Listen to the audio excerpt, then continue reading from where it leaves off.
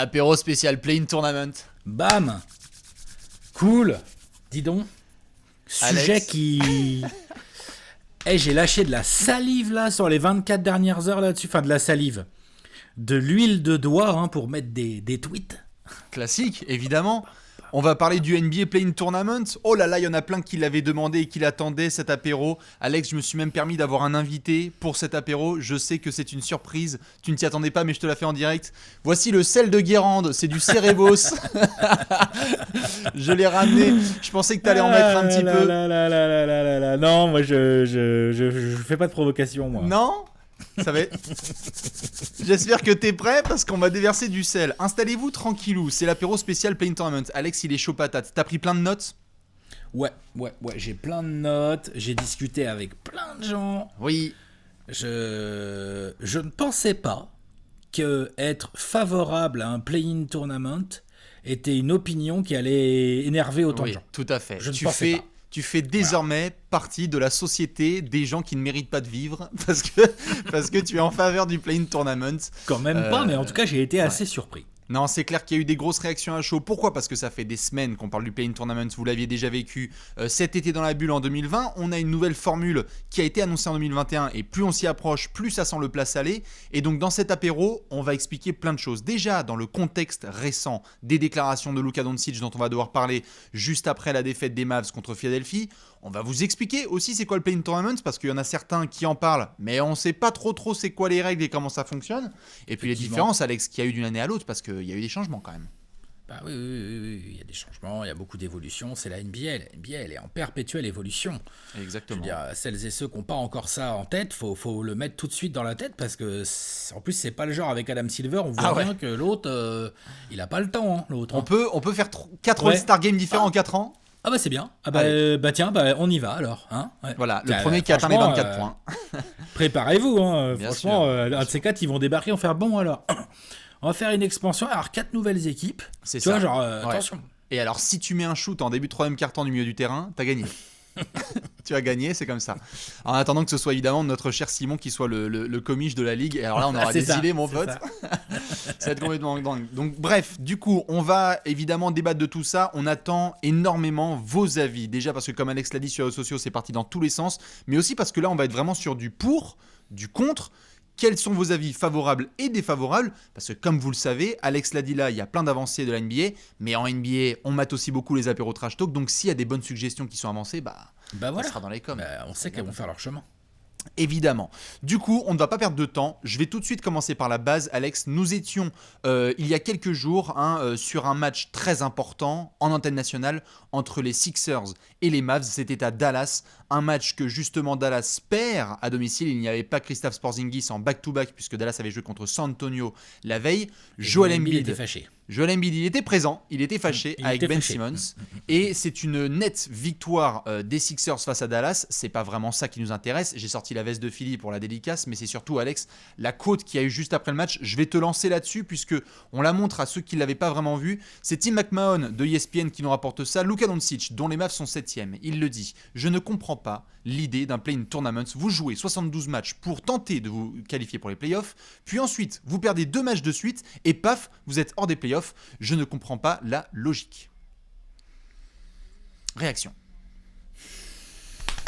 Réaction, moi j'ai envie de dire, oui c'est vrai, si tu perds 2 matchs de suite, tu peux être en dehors des playoffs. Alors moi, j'ai une info pour Luka Doncic. Si tu perds 4 matchs de suite, t'es en dehors des playoffs aussi. Attention. Donc ça s'appelle les principes du sport de haut niveau. Oui, quand tu perds plusieurs matchs de suite, souvent t'es éliminé, C'est ça. Les fans de Dallas vont pas être contents de te voir faire ça. Bien sûr qu'ils vont pas être contents. Et d'ailleurs, franchement, je préviens tout de suite, genre, honnêtement, je m'en fous que ce soit Luka Doncic qui ait dit ça. Ça tombe sur lui parce qu'il a dit ça et les Mavs sont 7e, donc voilà, comme par hasard, ils sont 7e. Enfin, bref, ça c'est encore un autre sujet, mais n'importe quel joueur aurait dit ça. Personnellement, j'aurais eu envie d'en parler. Parce que je trouve que c'est un vrai sujet, le play-in tournament. Ouais. Je pense qu'il y a plein de choses à dire autour de ça, du pour, du contre, des perspectives d'avenir aussi à imaginer, à mettre en place. À développer, et voilà, bon là ça tombe sur Luka Doncic. C'est vrai qu'il sort ça en sortie de défaite. Donc Voilà. Hein. Ensuite, alors qu'il est 7ème. Compliqué. Non, pardon, c'est sûr, mais compliqué, juste. D'ailleurs, tu vois, même Tim McMahon, il le dit.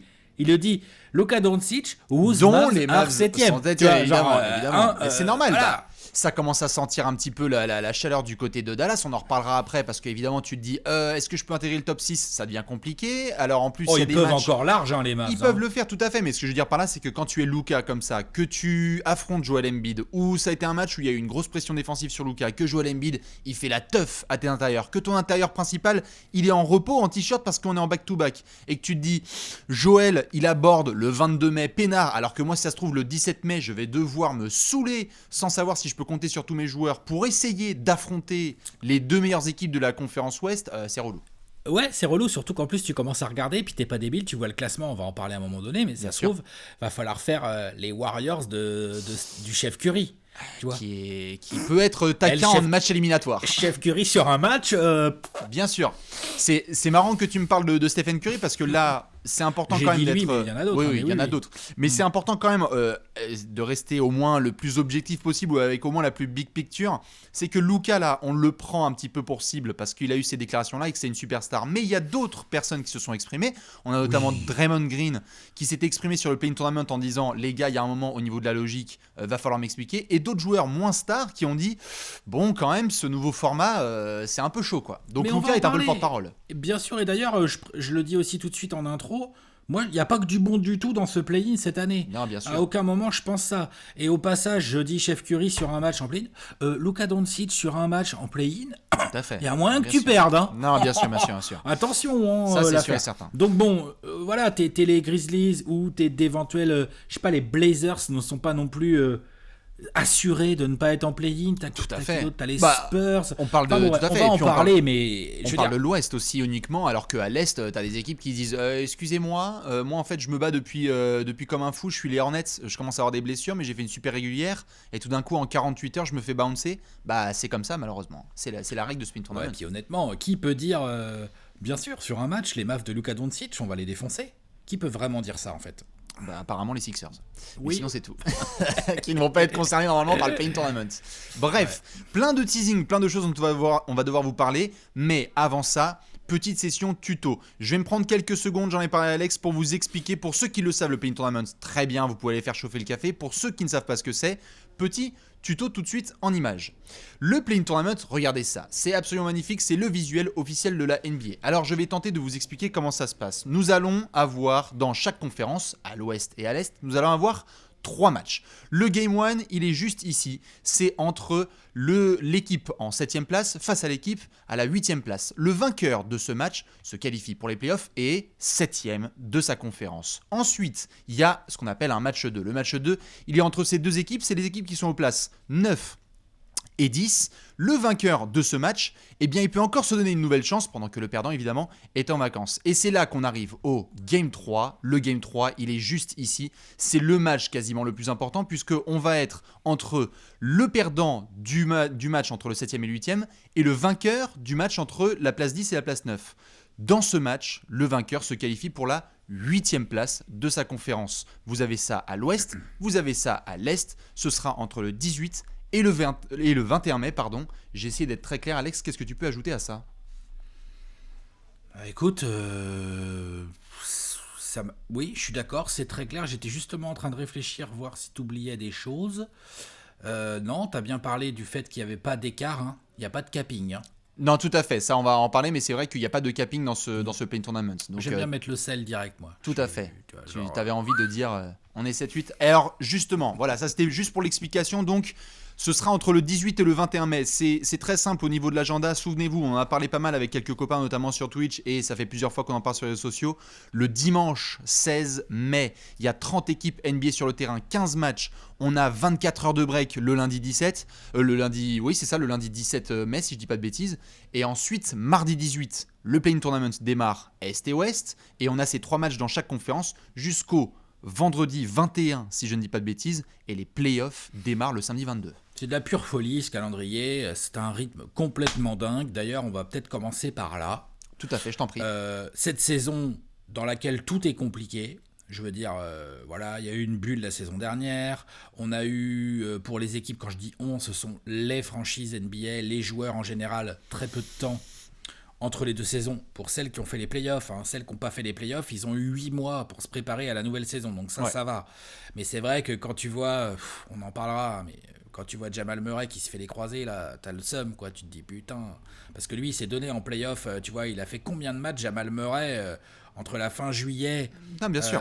Et octobre, donc ça joue forcément avec peu de temps. Et je prends l'exemple de Jamal Murray parce que c'est tout frais, mais il y en a d'autres. Et je parle pas que de blessures, je parle de fatigue globale. Je parle de fatigue aussi psychologique potentiellement. D'habitude, la saison NBA fait 82 matchs. Là, ils n'en ont mis que 72. Ça reste énorme. On le voit bien d'ailleurs, le rythme est incroyable. Ce que tu viens de dire, c'est incroyable. Genre, attends, t'as toutes les équipes qui vont jouer le 16 mai et le 18, donc à peine 24 heures après, tu en as quand même 4 de chaque côté, si on a bien suivi tes explications de play-in, donc 8 qui sont tout de suite concernés par des matchs à élimination directe, donc avec une tension, une intensité, avec tout ce qu'on imagine. Et une fois que tu as terminé, tu vas en play-off, donc ça enchaîne directement. Donc pardon, vas-y. Non, vas-y, je t'en prie, termine. Là où je voulais en venir, c'est que là où je comprends à fond les critiques du play-in, et notamment émanant des joueurs, pas vraiment dans l'axe qu'a dit Luka Doncic. Moi, je vais m'expliquer plus tard, mais je ne suis vraiment pas d'accord avec l'axe choisi par Luka Doncic. Par contre, je comprends carrément ceux qui vont dire ouais, mais ça rajoute des matchs, ça rajoute de la fatigue dans une saison qui est déjà très très longue. Et en plus, c'est donc pour les équipes les moins bien classées, donc ils vont se taper les équipes les plus grosses au premier tour et ainsi de suite. Ça, je comprends à fond. Et je pense que c'est le principal problème de ce play-in, c'est qu'un play-in dans une saison où tu as déjà joué 72 fois, mais c'est un peu, il y a un peu de la folie, bien sûr. C'est peut-être cette année où ça teste dans tous les sens, mais effectivement, genre il y a un petit côté un peu ras la gueule, quoi. C'est ce que Mark Cuban notamment a voulu souligner derrière pour venir aussi en aide un peu à son poulain, c'est de dire notamment moi en tant que proprio, je sais que j'ai voté pour le play-in tournament pour des raisons dont on va parler aussi, et c'est plutôt vert, c'est rectangulaire et ça se donne au boulanger pour recevoir sa baguette, comme on dit chez moi. Et l'assaut des joueurs, tu crois pourquoi qu'ils ont accepté et qu'ils ont validé le principe. Tout à fait. Mais ce qui est important en effet de souligner, c'est ce premier aspect au niveau de la fatigue des joueurs. De plus en plus de gens le voient, notamment ces derniers jours dans les performances des équipes. On a des résultats qui sont au-delà d'être surprenants, on a des contre-performances et il y a de plus en plus de joueurs qui, off-caméra, disent à certains journalistes ou d'autres membres de la franchise, on est exténué. Parce qu'on commence à avoir des franchises qui, sur la première partie de la saison, pour des raisons Covid, sanitaires, ne pouvaient pas avoir leur match. Donc les matchs sont pas seulement juste condensés sur une saison de 72 matchs, on a une première partie qui est passée et là sur la deuxième partie de saison, allez, on enfonce, on remplit dans tous les cadres. On a les Spurs qui sont en train d'être sur 5 matchs en 7 soirs. Alors je sais que j'ai pu et ils sont pas les seuls. Il y a plein d'autres équipes dans ce cas-là. J'ai pu voir que certains disaient ils sont payés, c'est comme ça. Lol, j'ai envie de dire tout de suite doucement quand même, parce que ça veut dire que tout est permis. On a les Nuggets dont on parlait à l'instant. C'était, si je dis pas de bêtises, leur 6e match en 9 soirs au moment où ils ont joué les Warriors.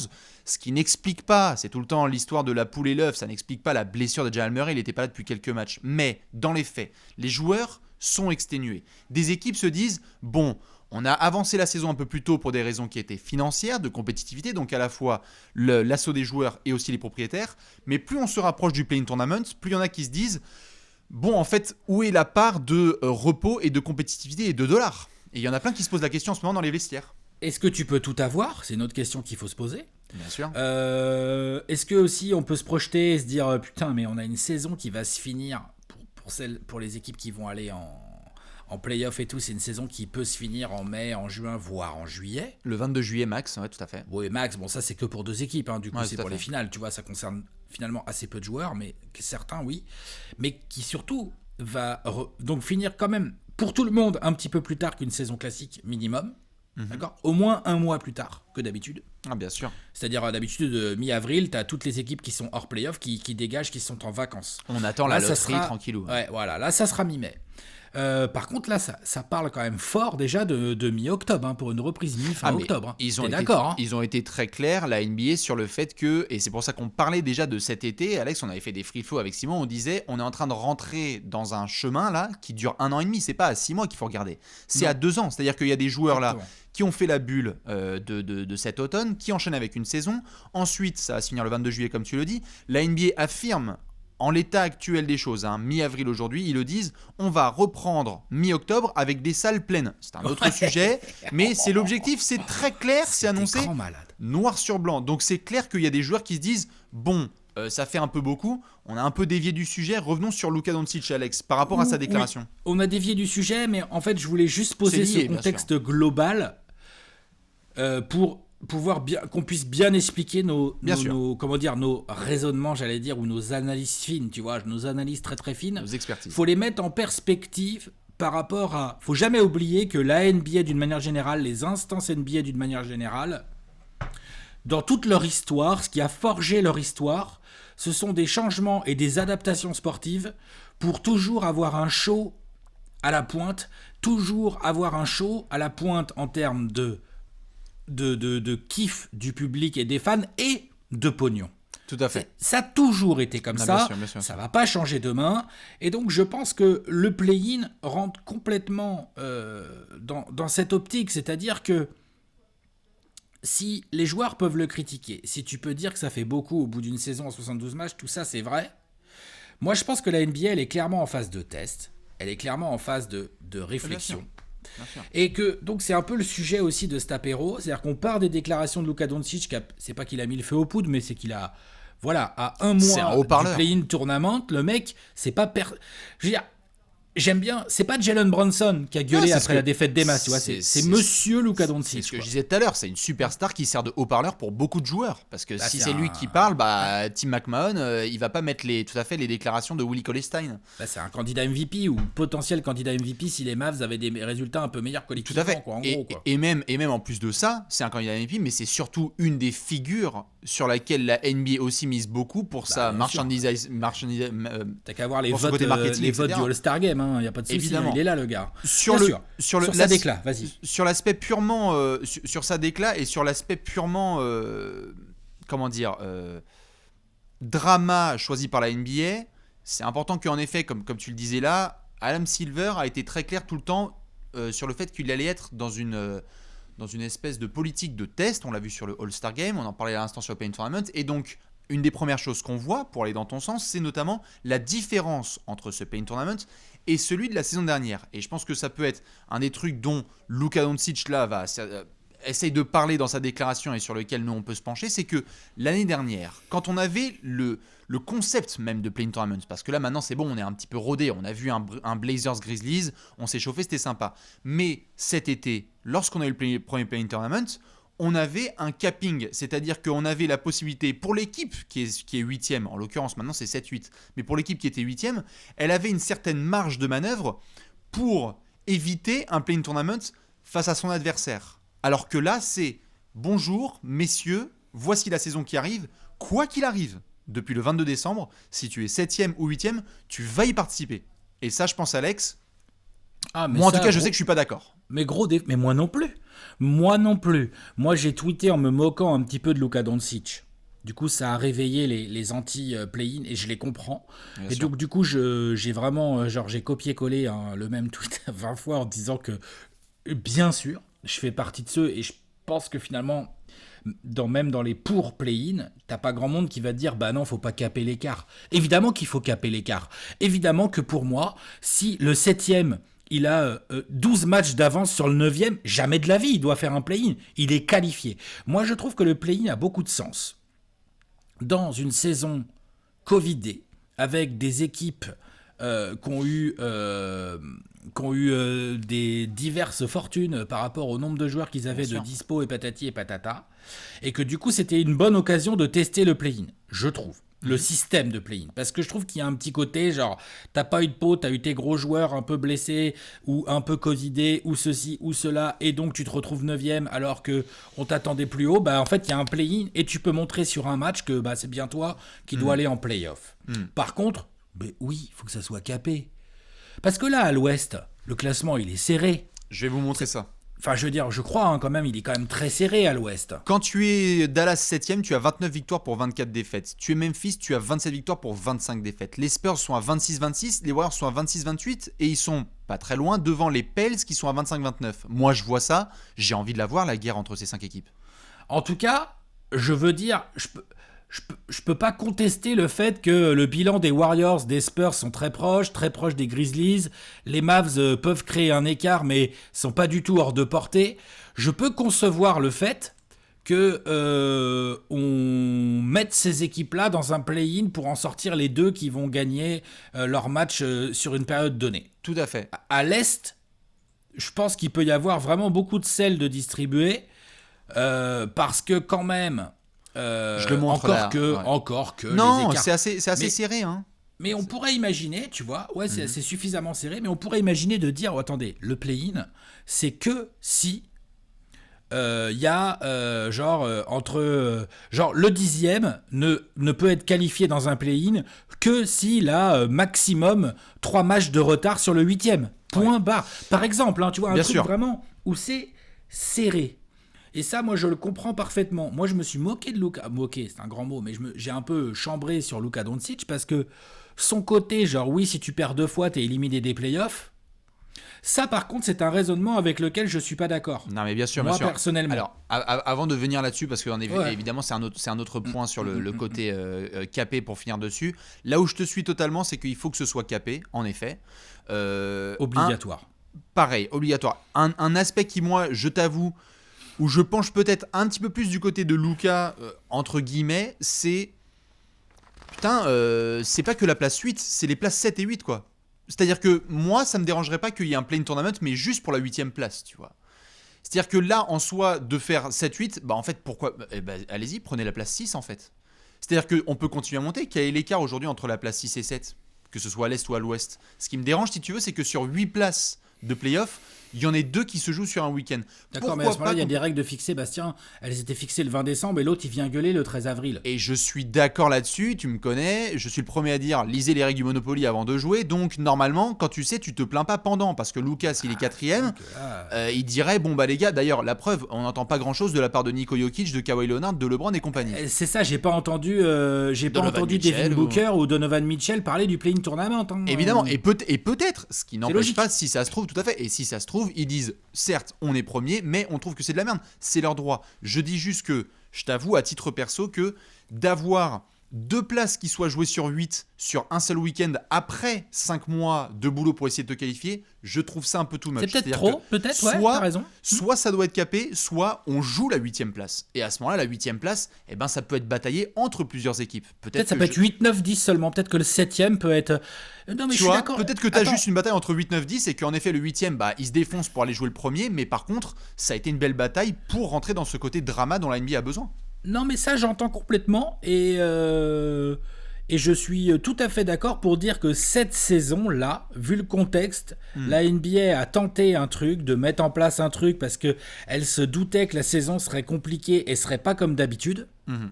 Et donc, ils se sont dit, bon, il y a des équipes qui risquent de se faire un peu fumer. On va déjà, ça va nous permettre on va faire d'une pierre deux coups. Ah, on va tester notre play-in tournament, comme on l'a fait dans la bulle, mais alors sans capping. Ça, l'idée du sans capping, moi je la valide pas du tout, mais en tout cas elle est là. Et surtout, on va tester ça et ça va permettre de dire voilà, s'il y a des équipes qui sont un peu fumées avec du Covid, bah en fait, elles auront potentiellement une chance de se refaire. Ouais, voilà. Tout à fait. Déjà, ça on peut comprendre. On n'est pas obligé d'être d'accord. Moi, je comprends les gens qui disent oui, mais là quand même, ce format-là de play-in, il est injuste. J'aurais tendance à être assez d'accord avec ça en fait. Pareil, c'est un peu too much. Pour moi, ce sont 2 sujets qui vont côte à côte. C'est-à-dire que d'un côté, tu as ce format-là de play-in cette saison qui peut tout à fait paraître injuste pour les raisons qu'on vient d'évoquer, pas de capping, pourquoi tu mets le 7 et le 8 avec le 9 et le 10 ou quoi. Enfin, il y a tout un tas de discussions possibles là-dessus. Par contre, le côté genre oui, ils font ça pour le pognon. Oui, ils font ça pour le pognon. Franchement, la NBA...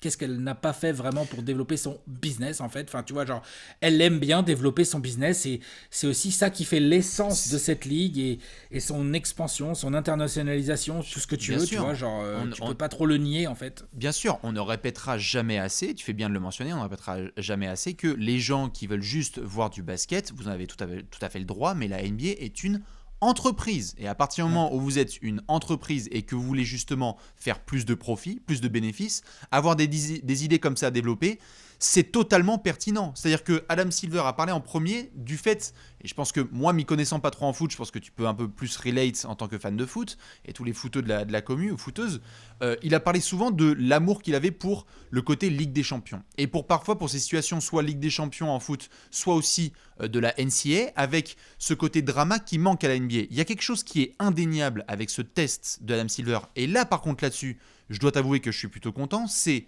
premièrement, combien de saisons consécutives, Alex, on s'est tapé où les matchs dans une saison habituelle du 20 mars au 10 avril, c'est une horreur. Mais même pas que du 20 mars au 10 avril, Bastien. Mais même avant. Oui, être back-to-back en janvier où on sait très bien que les mecs en ont rien à foutre. Et alors que là, il y a beaucoup plus de compétitivité.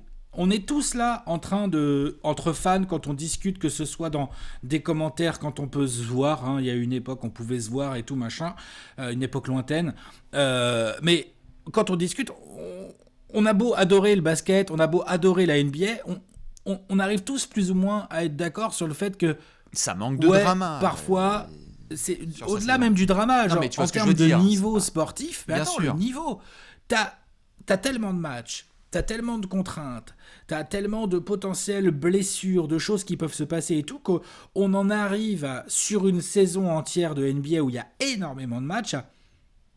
Tu fais les comptes, il faudra qu'on le fasse un jour. Combien il y a eu de matchs dans la saison, même des équipes fortes ou quoi, qui ont été mis de côté.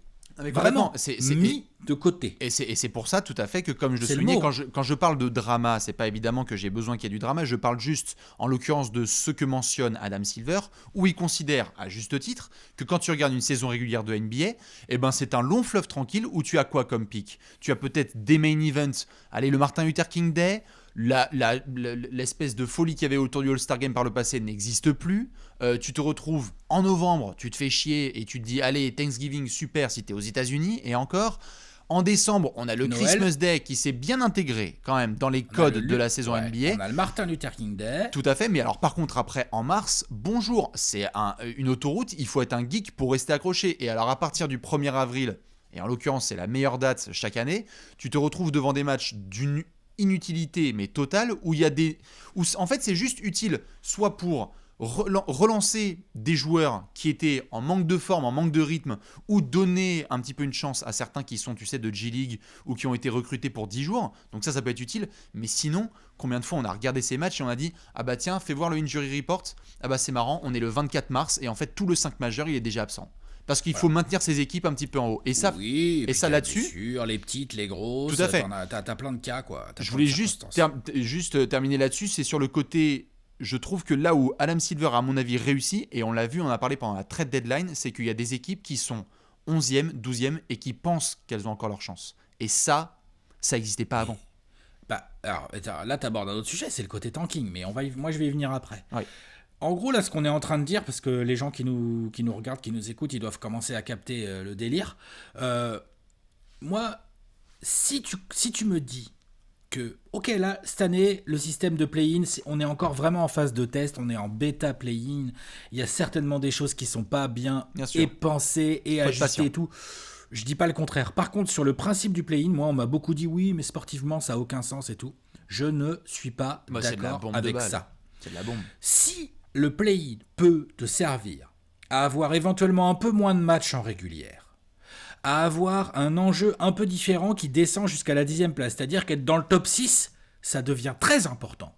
Parce qu'en fait, tu t'évites la galère de matchs à élimination directe. Tout à fait. En plus, tu m'en parles là dans la semaine, et suis-moi toute petite parenthèse, retiens ce que tu allais dire, semaine où il va y avoir le play-in tournament. Putain, pendant 5 jours, les mecs, ils se reposent. Hein. Donc c'est un triple avantage, ce que tu as. Les équipes qui sont dans le top 6, elles vont pas jouer pendant 5 jours. Donc c'est énorme. Et que pendant ce temps-là, donc pour moi, implicitement, tu vas augmenter un poil le niveau des matchs de saison régulière parce qu'il va y en avoir un peu moins. Ensuite, je pense que tu diminues les envies de tanking. Tu pousses les équipes à regarder vers le haut et non vers le first pick de la prochaine draft. Je trouve ça bien, moi, perso. J'aime bien quand les équipes jouent.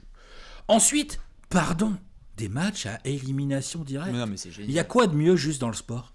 Juste, il y a quoi de mieux dans le sport ? C'est pour ça qu'à chaque fois on dit Game 7, c'est les 2 meilleurs mots qui existent dans la planète basket. Hein. C'est parce que c'est un match à élimination directe. C'est un match à élimination directe, totalement. Et qu'à chaque fois qu'on a des Game 7, on est tous cramponnés au canapé à se demander le shoot de Kawhi, le shoot de Kawhi, le shoot de Kawhi. Totalement. Et quelque part, si un 7e ou un 8e se fait fumer et par le 9e et par le 10e, bah il ira pas en play-off, ouais. Ah, il avait fait une meilleure régulière, bah, mais il va pas en play-off. C'est là, tout à fait. C'est là où. C'est dur, hein. C'est horrible. Hein. Il y en a qui vont sentir que c'est d'une injustice totale parce que tu peux te retrouver dans une situation à la. J'ai pas envie de dire RIP Denver, mais tu peux te retrouver dans une situation à la Denver, c'est-à-dire ça se passe trop bien. Je te prends n'importe qui là, et je veux pas leur porter l'œil, mais je vais me permettre quand même.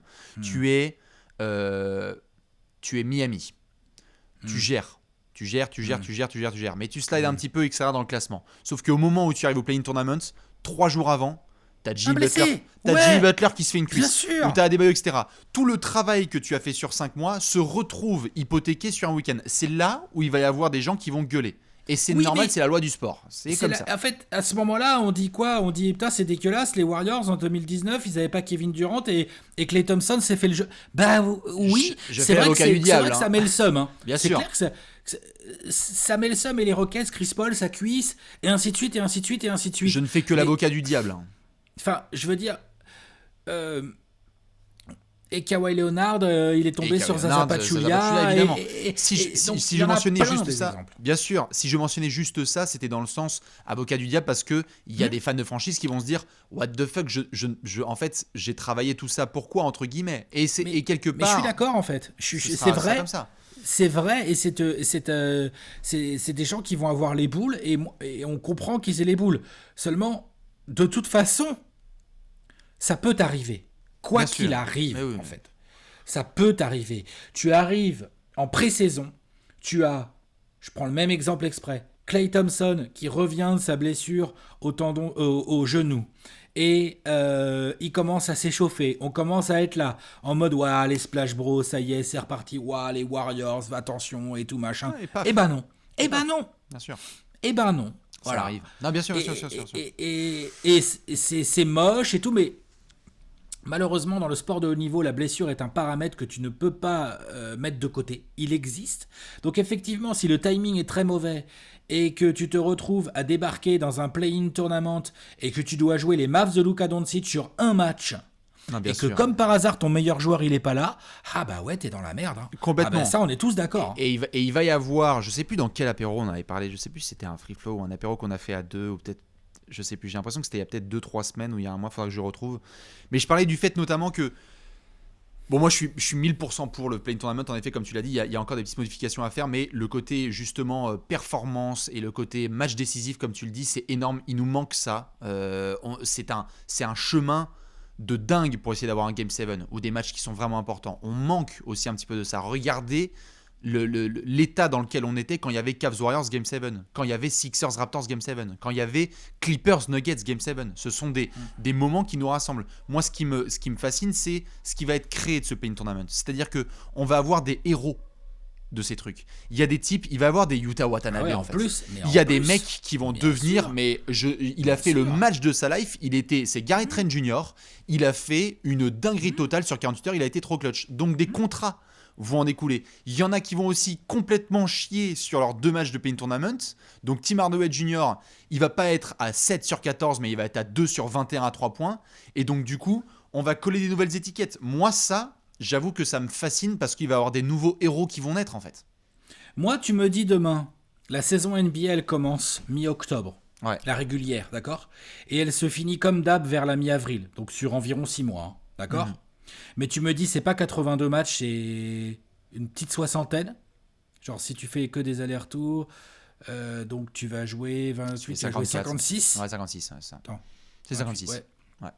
Tu me dis, c'est 56 matchs qui sont répartis sur 6 mois, donc du coup, tu as un rythme quand même déjà beaucoup plus absorbable, et physiquement, et mentalement, et déplacement, et moins de back-to-back, voire pas de back-to-back, tu vois. Genre, limite, tu vois, pas de back-to-back. Ça n'existe plus, tu vois, pas de back-to-back.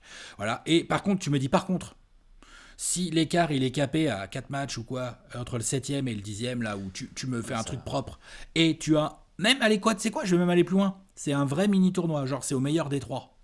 Ah, mais très bien. Tu vois, pourquoi pas ? Après, je sais pas si c'est une bonne idée. Ça peut être sur un match, avoir le format exact. Mais en gros, tu me dis, il y a vraiment une saison régulière qui est un peu plus smooth, qui est avec plus de matchs à enjeu, avec des joueurs qui peuvent plus faire gaffe à leur physique, qui peuvent avoir plus le temps de s'entraîner aussi. On oublie ça. Les joueurs, franchement, en régulière, Ils s'entraînent pas. Bien sûr. Ils s'entraînent pas parce qu'ils sont tout le temps entre un avion et un match, en gros. Après, tout à fait. Après, tu le sais, on a parlé combien de fois dans des apéros. Moi, j'adorerais ça et j'adorerais qu'il n'y ait plus de guerre dans le monde. Enfin, entre guillemets, avant que les proprios acceptent qu'on passe de 80 à 60 matchs, je veux voir. D'accord, mais si tu... en fait, là, on parle bien. Là, du coup, on parle d'argent. Donc, si tu parles d'argent, mais que tu leur dis, attendez les gars, parce qu'en fait, le truc, c'est que les chaînes de télé, elles vont payer tellement cher la diffusion du play-in tournament qui va tellement faire de l'audience. Regardez ce qui se passe en NCAA où je sais qu'il y a des gens qui vont pas être d'accord avec moi. Je suis désolé, ça joue quand même extrêmement moins bien qu'en NBA.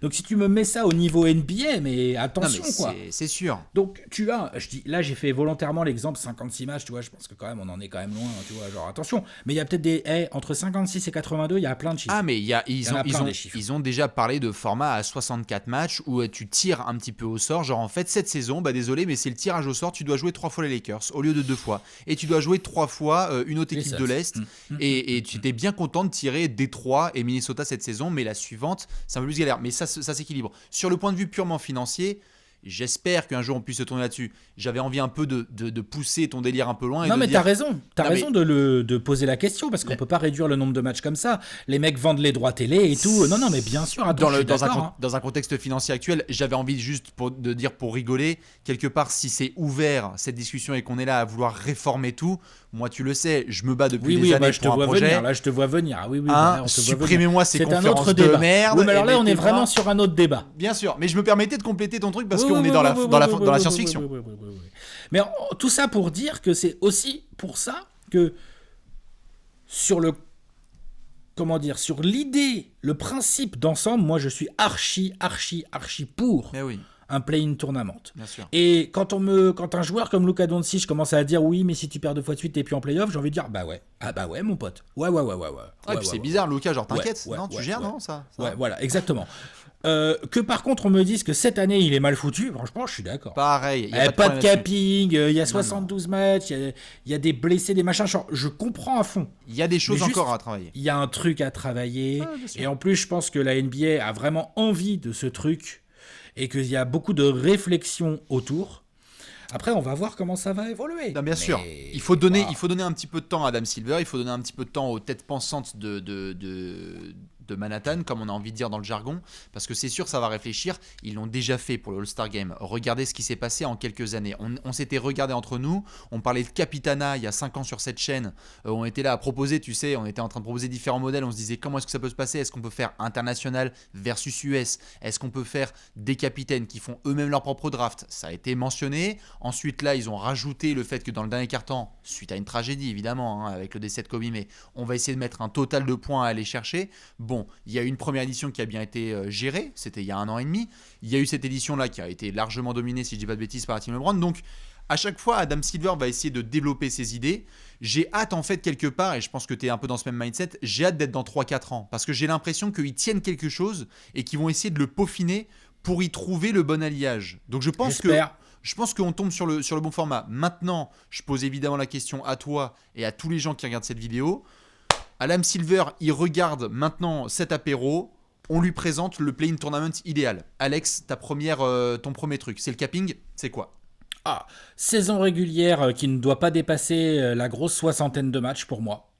Sur 6 mois, de mi-octobre à mi-avril, tu vois, genre pas sur 5 mois comme cette année, vraiment sur 6 mois, et tu dépasses pas la 60aine de matchs. Les équipes jouent 10 fois par mois, environ, d'accord ? Donc plutôt tous les 3 jours, tu vois, si tu rapportes ça au mois. Ce qui, à mon sens, est déjà un très gros rythme, mais qui serait déjà un vrai bénéfice par rapport aux 82 matchs. Ensuite, on arrive vers la mi-avril. Moi, j'aime bien le 7, 8, 9, 10.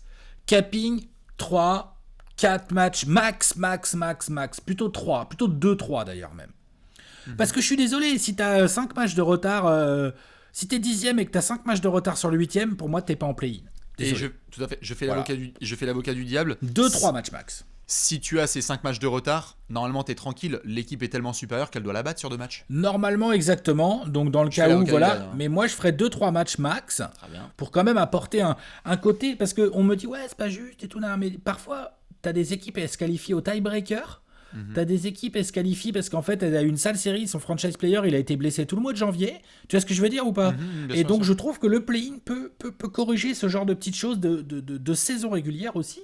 Donc 2-3 matchs d'écart, c'est-à-dire qu'en gros les équipes sont pas loin l'une de l'autre sur un échantillon de une grosse soixantaine de matchs. 2-3 matchs d'écart, c'est pas grand-chose en fait, finalement, tu vois. Ah, bien sûr, bien sûr. Tu arrives là, 7... et alors par contre, moi, tu fais 7 contre 8. Moi, par contre, j'aime bien le principe du play-in de cette année. 8-9. 9 contre 10, le gagnant va jouer le perdant de 7 contre 8. Moi, ça me dérange pas. Parce que ça veut dire que les mecs de 9 et 10, ils doivent gagner 2 fois pour aller en play-off. Alors que les mecs qui sont en 7 et 8 sur la régulière n'ont qu'un match à gagner. Soit le premier, soit le deuxième. Tu vois ce que je veux dire? Donc, j'aime assez bien, si tu dois être sur des matchs à élimination directe sur un seul match, j'aime assez bien ce fonctionnement, mais il me faut moins de matchs en régulière et il me faut un capping. Très bien. Moi, je t'avoue que si c'est à surveiller, je pense que la NBA ne l'observera jamais parce que plus il y a d'équipes qui sont en jeu, mieux c'est. Mais j'avoue que, comme j'ai pu le souligner tout à l'heure, j'aimerais bien que ça se joue que sur la 8e place. J'ai l'impression que 7 et 8, même si c'est bien pour le côté drama, etc. Mais que 8-9 alors? 8 contre 9, tu fais non, quoi? à la limite, je fais un tournoi à 3. D'accord. Et je peux faire 8-9-10 et en fonction de l'écart, c'est-à-dire que si le groupe 8-9-10, il est à seulement 2 défaites, si tu veux, d'écart, très bien, à ce moment-là, ils jouent tous les 3 et on fait un truc à 3, un petit tournoi sur le week-end, et le vainqueur de ce tournoi-là, il va en play-off. C'est l'équipe numéro 8. Après, si le 8 et le 9 sont super proches, mais que le 10e est loin, vas-y, casse-toi. En fait, c'est un play-in tournament entre les équipes 8 et 9. Terminé, tu vois. Donc, je mets un capping à ce niveau-là. Et où là, j'ai pas besoin de tourner autour du pot, j'ai directement le modèle un petit peu Portland-Memphis que j'avais bien aimé, qui est ces deux équipes, elles s'affrontent minimum 2 fois. Enfin, en gros, si t'es 8ème, non, tu peux t'affronter que juste une fois si le 8ème bat le 9ème. Tu peux t'affronter 2 fois s'il y a. Non, c'est 2 victoires, pardon. Parce qu'il faut quand même que la mieux classée en saison ait un avantage. Bien sûr, bien sûr. Donc, non, c'est le 8ème qui a juste à remporter un match pour aller en playoff et le 9ème. Mais au moins, j'ai directement accès à un Game 7. C'est-à-dire que j'ai pas besoin d'attendre. Je l'ai tout de suite. Le 8 contre le 9, ils s'affrontent et on se démerde, quoi. Et c'est à l'est et à l'ouest si l'écart il est régulier. Par contre, après, dans un monde imaginaire, moi je t'avoue que la grosse sauce, c'est supprime-moi ces conférences de merde. On prend un top 12 et tu me joues les places 13 à 16 sur un play-in tournament, conférences confondues. Genre, je m'en bats les couilles. En fait, genre, les Knicks, ils vont devoir affronter les Pacers et les Bulls dans le play-in tournament, alors que Memphis va devoir se coltiner les Warriors et Dallas. No disrespect, mais tu préfères jouer Luka Doncic. Voir les Spurs ou les Blazers où on sait pas ce qui peut se passer. Ouais, bien sûr. Genre, excuse-moi, je suis Memphis. Tu dois jouer Curry en elimination game ou Luka Doncic, ou tu dois jouer. No disrespect, Domantas Sabonis ou Julius Randle. Ah non, mais et je sais qu'il y en a qui vont me gueuler dessus, mais c'est pas le même cap, quoi, tu vois. Enfin, c'est chaud. Non, mais je suis d'accord, ça n'a rien à voir. Mais mais pour moi, c'est vraiment un autre sujet. Ouais, c'est un autre univers, Je suis d'accord. D'autres petites mentions, d'autres petites notes que tu avais dessus sur le côté évidemment financier, on surveillera tout ça. Mais qu'est-ce que tu avais pu noter sur ce play-in que tu voulais rajouter? Non, écoute, T'as bien déversé? Tiens, j'ai l'impression qu'on a bien fait le tour. Et que évidemment cette année il faut l'accepter, c'est comme ça, il va y avoir évidemment de l'injustice et du gros sel, c'est sûr et certain, il faut l'accepter. Je vois pas comment ça va être évitable cette année. On va forcément se retrouver avec une team 7ème qui fait pas les playoffs. C'est ça, il y a des chances, quoi, et donc c'est clair, ça va être moche. Ça va être moche, préparez-vous. Par contre, on va avoir des purs matchs. On va avoir des purs matchs et puis on se retournera dans 25 ans, on dira bah ouais, souviens-toi, on avait déjà parlé des Rockets qui avaient été champions en étant 5ème de leur conf, mais connais-tu les Blazers champions NBA lorsqu'ils étaient 10ème et qui sont remontés comme des salauds? T'imagines? Non mais il y a une histoire comme ça. Ça va être complètement dingue. Donc on verra. Je vous refais juste un petit tour de classement. C'est quand même important que je puisse vous montrer ça pour se faire des projections, parce qu'il y en a plein qui en discutent en ce moment et qui disent hop, c'est qui dans le play-in tournament? Regardez à quel point c'est serré. Atlanta, Boston, Miami, Charlotte, New York sont dans un mouchoir de poche avec Indiana. Tout le monde peut aller dans le play-in tournament, avec Chicago qui est pas loin derrière et Toronto qui va essayer de remonter, mais vu apparemment les absents qui sont annoncés tous les soirs, je suis pas sûr. Du côté de la conférence Ouest, on avait discuté un peu de Lakers potentiellement dans le play-in tournament. Ça se débrouille bien pour eux. On a plutôt une bataille à venir entre les Blazers, les Mavs, les Grizzlies, les Spurs, les Warriors et les Pels. Alex, si je dois te donner 4 équipes maintenant à l'Est, tu m'en donnes 4, j'en donne 4 qui vont être au play-in tournament. Selon toi, c'est qui? Les 4 qui vont y être. Ouais. Je crois que tu allais me demander les 2 qualifiés, moi. Je crois que tu allais me demander les 2 qualifiés. Non, je te veux les 4 équipes qui vont être au Play-in Tournament. Bon, Knicks, Pacers. Ouais. En fait, je vois pas Miami ou Boston vraiment descendre dans le play-in à l'Est.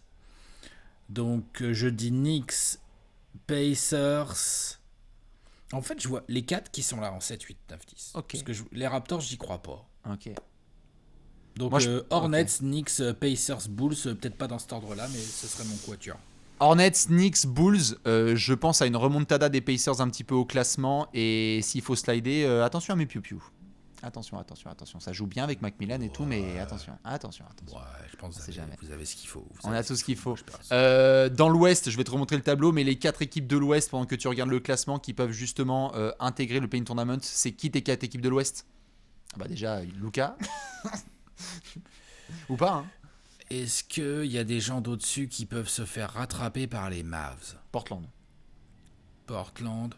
Denver, même avec la paire de Jamal Murray, je pense qu'ils ont quand même un fond de jeu, mais ils sont pas sortis d'affaire, attention à ça. Attention à ça. Moi, je te mets Memphis, San Antonio, Golden State, je te mets Memphis, San Antonio, Golden State et... Allez, Dallas. Portland, toi ? Allez, Dallas. Non, moi aussi, je pense que ça va être... C'est les 4, là ? Ouais, je pense qu'ils sont déjà là, en fait. Attention aux Pélicans. Qui remontent ? Qui vont essayer de revenir. Tu sais que moi, je suis les Spurs ou les Warriors. Je regarde dans mon rétro. Ouais. Je vois l'autre, là, le gros, avec ses gros muscles, là. Je fais, oh là là. Et le grand maigre avec ses tatouages. Oh là là, il court vite, oh là là. Ouais. Tu vois, genre, attention à ça. Moi, je vois bien les Pélicans dans le play-in, en fait. Donner les ballons à Eric Bledsoe, crie Greg Popovich tous les matins à son réveil. C'est vrai que l'option, les Pels qui prennent la place des Spurs, je suis d'accord, parce que les Spurs ont un programme de fou furieux. Apparemment, ouais, j'ai pas fait le détail, mais j'ai vu passer ça, ouais. Je l'ai fait, t'inquiète, on va en prendre attention aux Pélicans, parce que l'autre, là, il a pas l'air du tout décidé à s'arrêter, tu vois. Non, c'est clair. Allez, on enlèverait potentiellement les Spurs. Dites-nous, vous, qui vous mettez dans ce Play-in Tournament 2021. Vous le savez, le sponsor, il est là, c'est le sel. Je vais le faire verser jusqu'à la fin de cette émission. Mon cher Alex, justement, ton petit mot de la fin sur ce Play-in Tournament. Pour. Cette année, en mode observateur avec un petit sourire en coin, parce que mes petits Suns, franchement, sauf grosse catastrophe, ils seront pas dans le Play-in Tournament, mais ils seront en Play-off. Donc oui, gros versement de sel dans tous les sens, on va regarder, mais je pense que ce principe a de l'avenir. Je suis bien d'accord, et moi j'ai envie de terminer avec une note positive. Si vous êtes sage et qu'il y a des matchs entre le 18 et 21 qui sont à match éliminatoire, tu me vois venir, Alex, avec deux micros. Ouais, je te vois venir de ouf. Avec 2 micros et environ 20 à 30 000 personnes qui sont en direct. Non, je te vois venir de ouf. Trop. Ça, c'est trop des matchs qu'on a envie de commenter, qu'on a envie Prenez rendez-vous. De vivre avec les gens, quoi. Complètement. Ça va être complètement dingue. Du coup, n'hésitez pas à nous donner votre avis sur le Play-in Tournament, le sel déversé par Luka Doncic, les fans des Mavs, qu'est-ce que vous en pensez, les fans des autres franchises aussi. On fait plein de bisous et on se retrouve très vite pour d'autres apéros sur la chaîne YouTube de Trash Talk. Ciao. Des bisous. Ciao.